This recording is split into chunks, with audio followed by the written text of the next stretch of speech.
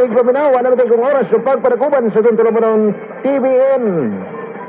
Bayong pagpaminaw ni Mayor Alex Initay. Salamat kayo.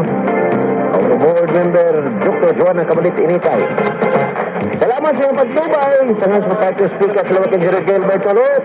Ini, si Ern Pahayahay, magdugog-dugog ka umapon. Samang isasyon, samang tulumanon, TVN, Tagbilaran Bayan. Dalay ko man ang friend mo, forever.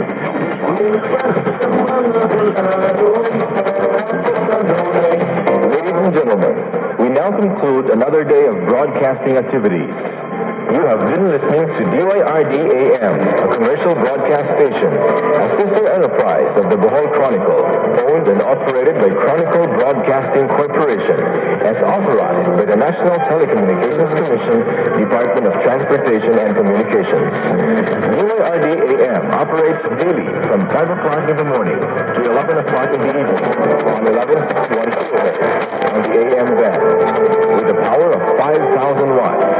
The studio and transmitter are located at the Bohol Chronicle building along Bienting Street, Tagbilaran City, Philippines.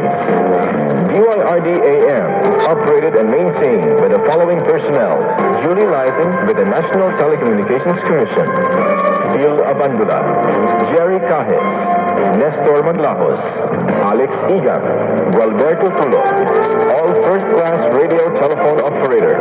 DYRD-AM is now signing off.